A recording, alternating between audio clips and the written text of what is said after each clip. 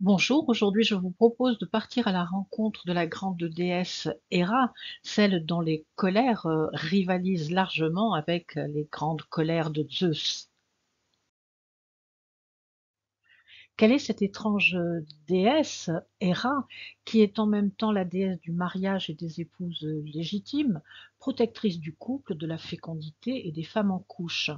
Elle est dite la déesse aux bras blancs, c'est-à-dire qu'elle est liée au symbolisme de la vache blanche, un symbole de prospérité et d'abondance, qui sont des caractéristiques héritées directement des anciennes déesses. D'ailleurs, elle est la fille d'un titan, c'est-à-dire d'un dieu qui était là avant les dieux de l'Olympe, c'est-à-dire avant l'arrivée des dieux du patriarcat. Donc c'est une héritière en ligne directe des déesses archaïques. Mais d'un autre côté, c'est une déesse terrible qui s'en prend violemment aux amantes de son époux Zeus et même aux enfants qui vont naître de ces unions illégitimes. Donc Héra est-elle une vieille grincheuse, jalouse et vindicative? Nous allons voir que ce n'est pas tout à fait ça. Chronos est le père de Héra, donc Chronos est un titan, c'est-à-dire que c'est un dieu qui fait partie du panthéon précédent l'arrivée du patriarcat, à une époque où le féminin possédait encore toute son autonomie et toute sa souveraineté. Alors parce que c'est un titan, mais aussi parce qu'il s'appelle Chronos, c'est-à-dire le temps. Or, nous savons que les dieux les plus archaïques, masculins, étaient des dieux plutôt lunaires et qui rythmaient le temps. Donc Chronos est vraiment dans cette qualité-là. Et il va ravaler sa fille une fois qu'elle est née, peut-être parce qu'il sait ce qu'il va arriver à sa fille et donc il préfère la renvoyer dans les profondeurs de l'inconscient. Sauf qu'elle va être libérée par Zeus, son frère, qui va devenir son mari légitime. Donc sans rentrer plus dans le détail de ce que ça peut signifier sur le plan de l'inconscient collectif, ce que nous voyons, c'est que dans ce schéma, le féminin n'a pas son mot à dire et elle passe directement du père au mari et c'est vraiment un schéma instauré par le patriarcat. D'autre part, Héra, elle va être blessée au sein droit par Héraclès, qui va lui tirer une flèche à trois têtes. Et là aussi, sur le plan symbolique, ça veut dire qu'elle est blessée dans sa fonction nourricière et sur le côté droit, qui traditionnellement est dévolu au masculin, c'est-à-dire dans sa possibilité d'action et de décision en tant que nourricière. On ne peut pas dire que les choses commencent très bien pour cette grande déesse. D'un autre côté, elle est désirée par Ixion, qui est amoureux d'elle et qui veut s'unir à elle, mais comme il ne parvient pas à la rencontrer dans son essence véritable, il va s'unir à elle sous forme de nuage parce qu'il va croire que c'est elle. Donc on voit ici que le féminin aimé, il devient complètement fantasmé, parce que sur le plan plus concret, eh bien, Héra va être une déesse qui n'aura pas d'amant et qui ne va pas connaître les joies et les satisfactions et les plaisirs de la vie. Ça va être plutôt une déesse qui va exprimer beaucoup de colère et beaucoup de vindicte, hein. Voyons d'un peu plus près les colères de Héra. Lorsqu'Héraclès est encore bébé, elle envoie des serpents pour le tuer, mais celui-ci les étrangle sans difficulté. On voit ici très bien le lien de Héra avec les anciennes déesses archaïques qui sont toujours liées à la puissance du serpent, qui représente la force vitale. Donc c'est comme si elle commandait aux forces vitales pour détruire le système de pensée du guerrier, sauf que ça ne fonctionne pas, puisque ce système guerrier, il est déjà bien en place et en pleine possession de ses moyens. Dans un autre épisode, Héra, qui en a vraiment ras-le-bol, elle décide de demander de l'aide à Athéna, Poséidon et Apollon pour ligoter Zeus pendant son sommeil avec des lanières de cuir et l'empêcher de séduire les mortels de la terre. Alors en fait, lorsque Zeus s'unit aux mortels, son système de pensée les contamine. Les femmes intègrent le système patriarcal et ça, Héra ne le veut pas, elle n'en a pas du tout envie. Et puis Zeus, qui est quand même lui aussi bien implanté, il a quand même toute sa puissance, donc ça ne fonctionne pas. Et au lieu d'échanger, de chercher une solution bonne pour tout le monde, il va juste se mettre en colère. Il va ligoter Héra et Athéna, c'est-à-dire qu'il va ligoter l'épouse et la fille On voit bien ici le schéma patriarcal qui limite au maximum les marges de pensée et d'agir du féminin. Mais ce n'est pas tellement mieux pour le masculin qu'il va condamner à construire le mur de Troie. C'est-à-dire qu'au lieu d'aller vers un accord, une rencontre, une union, un hiérogamos, nous allons vers une séparation de plus en plus grande, un éloignement et une impossibilité de communiquer à cause des murs. Donc Héra essaye de s'ériger contre tout ça, sauf que Héra, malgré sa toute-puissance, elle est toute seule et donc c'est très compliqué. Lors d'une nouvelle tentative pour sortir du joug patriarcal, Héra va s'en prendre à Héraclès. Pour ce faire, elle va devoir endormir Zeus qui sinon viendrait au secours de son héros préféré. Et bien entendu, ça ne va pas fonctionner, encore une fois, parce que ce que représente Zeus est déjà bien implanté dans la psyché humaine et donc dans la société où le mythe se déploie. Ça ne marche pas parce que Zeus ne s'endort pas vraiment et qu'encore une fois, au lieu de se poser des questions, il va suspendre Héra avec une enclume à chaque cheville et des chaînes d'or solides aux mains sous le regard douloureux des autres dieux qui prudemment restent figés. Observons cette terrible image. Elle est vraiment horrible. On voit bien ce féminin de moins en moins libre de ses mouvements et de ses choix. Il n'est pas simplement ligoté, il est complètement empêtré. On pourrait dire que oui, d'accord, mais les chaînes, elles sont quand même en or, les chaînes qu'il a mis autour de ses poignets. Or, cet or qui brille laisse croire à la brillance de la situation. Nous en oublions que ce sont des chaînes, quand même, tout de même.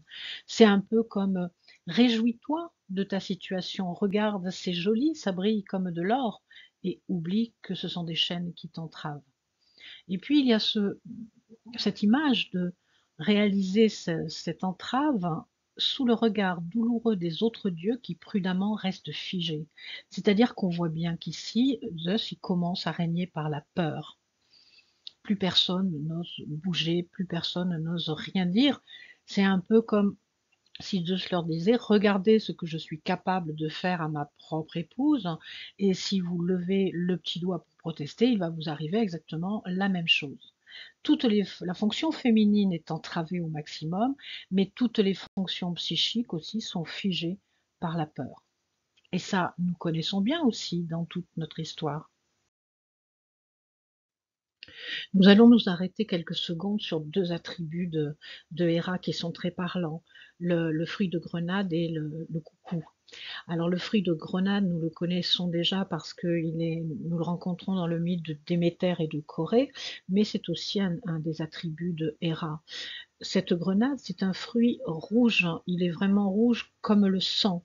Et au niveau de son goût, il est à la fois sucré et acidulé, c'est-à-dire qu'il représente à la fois le côté sucré, bienfaisant, doux de la vie, tous les plaisirs de la vie, mais il nous présente aussi le côté acidulé, difficile et voire amer, l'amertume de la vie. Ce qui indique que Héra, elle est en toute connaissance, elle a toute la sagesse primordiale de se savoir à propos de la vie. Et puis il y a ce fameux coucou qui est un oiseau très particulier. Donc dans le mythe, Héra se trouve au mont Tornax, appelé depuis le mont des coucous, et Zeus qui la rejoint est métamorphosé en coucou. C'est-à-dire que nous avons vraiment affaire à une entourloupe ici, parce que si nous connaissons l'oiseau, le coucou, nous savons que c'est un oiseau un petit peu bizarre qui va pondre son œuf dans un nid qui n'est pas le sien, dans un nid où il y a déjà des œufs qui sont couvés. Donc son œuf va plus ou moins bien ressembler à ceux qui sont déjà dans le nid. Et puis, une fois que cet œuf va éclore, il va prendre toute la place et ça de manière assez violente, avec beaucoup de force. Il va éjecter les oisillons qui peuvent être nés, mais il va éjecter aussi les œufs qui ne sont pas encore éclos de manière à se retrouver tout seul en ayant pris toute la place. Donc on est vraiment dans une entourloupe, puisque les parents qui vont s'occuper du nid, ils ne vont pas y voir grand-chose et ils vont nourrir ce coucou dans leur nid. Donc c'est l'entourloupe de Zeus. Et on a vraiment l'image du patriarcat, c'est-à-dire qui va dans un nid qui n'est pas le sien et qui va imposer par la force son maître, son essence même, sa manière de penser. Et ici, on peut comprendre pourquoi Héra, elle refuse et elle n'aime pas du tout le fait d'avoir à nourrir Héraclès, parce que ça serait accepter de nourrir cet oiseau coucou qui n'est pas en fait son propre fruit. Dans ses colères, Héra est vraiment quelqu'un de terrible. Elle fait des choses terribles, hein. C'est un petit peu comme si elle disait à son infidèle de mari, non mais ça va pas se passer comme ça, tu vas pas t'en sortir comme ça, et si c'est pas toi qui trinque, et ben ça va être toutes ces femmes que tu as séduites et les enfants que tu auras avec ces femmes ne vont pas survivre. Elle va mettre tout en œuvre pour que ça n'arrive pas. Alors on peut prendre par exemple deux exemples, notamment avec Dionysos, où elle est très présente au début. Donc Dionysos est un fils adultérin de Zeus, hein. Sa mère est mortelle, hein. C'est-à-dire qu'ici il y a une contamination de la pensée patriarcale dans la psyché des femmes. Et ça ne plaît pas du tout à Héra. Donc dès le départ, elle va intervenir, elle va tenter de le tuer et elle va le poursuivre longtemps, tenter de le rendre fou et de le faire disparaître. Elle va même à un moment donné, dans une certaine version du mythe, le confier à des titans qui vont le mettre dans un chaudron dans lequel il sera découpé, dans lequel il va bouillir. Mais si on regarde le mythe d'un petit peu plus près, c'est assez intéressant de voir que Héra, elle est la première intervention qui va pousser à la métamorphose, c'est-à-dire que sans sa vindicte et sans sa colère, tout ce que ce dieu-là va devenir, c'est-à-dire un dieu plein de force, plein de régénération, très héritier des anciens dieux, c'est-à-dire c'est le dieu qui aime les femmes, hein, qui redonne au féminin toute sa puissance et tous ses pouvoirs, hein, et qui va lutter avec beaucoup de force contre l'esprit du patriarcat. Donc sans l'intervention de Héra, hein, sans doute que cette métamorphose, cette transformation, cette épiphanie de Dionysos n'aurait pas pu arriver. Et c'est un peu la même chose si on regarde l'histoire avec Leto, qui est la mère d'Artémis et d'Apollon. Donc Artémis et Apollon sont des enfants adultérins de Zeus. Donc dans un premier temps, Héra ne veut pas que Leto trouve d'endroit où accoucher. Donc cette pauvre Leto, elle va finir par trouver une île, mais ça va être un peu compliqué. C'est-à-dire qu'ici, on voit que la volonté d'Héra, c'est d'empêcher de trouver un endroit sur Terre, hein, sur les continents, et que Leto va trouver un endroit sur une île, c'est-à-dire un endroit un petit peu protégé dans les profondeurs de la psyché, hein, si on fait un transfert psychologique, hein, où vont pouvoir naître ces enfants. Et on sait combien Artémis va devenir cette déesse flamboyante qui, en plein patriarcat, va garder quand même toute sa souveraineté et toute son autonomie et son indépendance. Donc sans l'intervention de Héra, sans doute que Artémis n'aurait pas pu se connecter à sa véritable essence. C'est-à-dire c'est un peu comme si elle refusait par tous les moyens que puissent advenir les fruits de son mari, patriarche. Elle refuse la naissance de la contamination du féminin par le masculin patriarcal, mais on peut donc observer que c'est suite à ces interventions violentes que les métamorphoses s'enchaînent et aboutissent à des renaissances régénératrices, avec cet exemple de Dionysos et d'Artémis. C'est un schéma qui me fait vraiment beaucoup penser à un autre mythe, le conte de Taliesin dans les traditions celtiques, lorsque ce jeune freluquet est poursuivi et englouti par la poule noire, qui est la déesse Kéridwen, une figure de la grande déesse des métamorphoses. Donc on a un peu ce schéma ici très subtil de choses qui à première vue semblent complètement horribles et destructeurs, mais si on regarde un petit peu les mécanismes, on voit que il y a une espèce de dynamique qui a mis en place et qui va permettre comme ça des métamorphoses. Donc ici, Héra nous apparaît complètement différemment d'une vieille femme grincheuse et jalouse. Si nous devons synthétiser, nous pouvons dire que Héra représente l'état dans lequel se trouve le féminin depuis l'avènement du patriarcat. Il est honteux d'avoir des enfants illégitimes et nous connaissons bien le sort des filles mères et des enfants conçus hors mariage pendant des centaines d'années. C'est un féminin qui a le sein blessé, qui est ligoté, les mains enchaînées et les pieds attachés à des enclumes.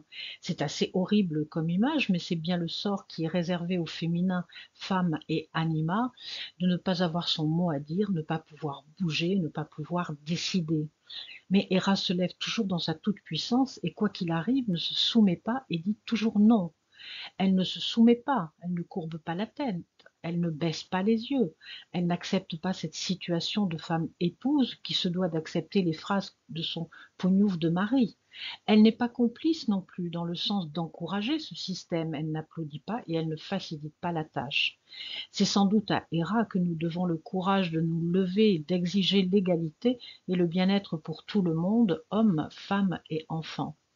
Sur le plan psychique, elle représente la colère intérieure d'être assujettis à nos propres entraves, c'est-à-dire nos surmoi, nos juges intérieurs, dictateurs et autoritaires. Que peut dire Héra quand elle apparaît dans un tirage avec l'oracle des gardiennes des mythes? Alors le questionnement pourrait être au sujet d'un conflit au travail, par exemple. Et là, nous avons Psyché, Bloodwood, Bastet et Héra. Ce qui indique au niveau de la personne qui pose la question, Psyché indique qu'il y a une difficulté, une charge, il y a des corvées à faire et qui ne semblent pas forcément être bien acceptées puisque la question pose sur un problème. En face, nous avons Bloodwood, c'est-à-dire que en face de nous, dans le contexte ou dans les personnes qui sont en face de nous, nous avons une vision du féminin qui n'est pas forcément la bonne, puisque je vous rappelle que Bloodwood est un féminin très fleuri, mais qui est relégué comme une chouette qui pleure au fond des bois, c'est-à-dire qu'elle est très loin de son incarnation possible. Donc cette situation à l'horizontale met le féminin vraiment en souffrance et lui fait porter beaucoup de choses, certainement beaucoup trop de choses, et c'est ce qui va générer le conflit. Ce qui est à l'origine de la question et qui fait qu'on se pose soi-même cette question en ayant besoin de trouver une solution, c'est la déesse Bastet, qui est la déesse chatte chez les Égyptiens. C'est comme si dans la psyché, il y avait un besoin de retrouver une sorte de douceur, de complétude, d'amour, de tendresse et de sensualité dans le sens global, de sensualité avec la vie, c'est-à-dire un mieux-être, et a priori, ce n'est pas du tout le cas si on le regarde sur le plan horizontal. La réponse est Héra, c'est-à-dire que pour accéder à ce mieux-être de type Bastet et pour résoudre ce conflit de souffrance du féminin, eh bien il semble qu'il faille affirmer sa colère, l'exprimer, la dire et la poser de la même manière que permet de le faire Héra, quoi qu'il arrive et quoi que ça puisse nous coûter. Ce qui est au centre, c'est Artémis, et donc ça va bien avec l'ensemble du jeu, parce que Artémis, c'est quand même ce féminin autonome qui est encore en toute puissance de ses moyens. Elle est beaucoup plus libre que peut l'être Héra, et donc l'union des deux va pouvoir aboutir à une solution certainement très efficace, puisque nous pourrons, à travers la colère, exprimer, utiliser l'arc de l'animus et affirmer et assumer. Engoncé dans ce système que nous connaissons bien, il semble que ce soit bien dangereux de faire front avec colère à ce qui nous assujettit. Nous risquons de nous retrouver de plus en plus ligotés avec des enclumes à nos chevilles. Par contre, Héra nous montre aussi que nos colères peuvent influer l'avenir en élément déclencheur d'une métamorphose, même si c'est difficile et même si c'est douloureux. Subir la colère d'Héra, c'est comme passer dans le ventre de Kéridwen de manière à ce que surgisse un Dionysos ou une Artémis à la place du coucou. Voilà, si vous aimez ces petites capsules de déesses ou autres, je vous invite à liker et à vous abonner si vous souhaitez être tenu au courant de ce qui va suivre. À bientôt.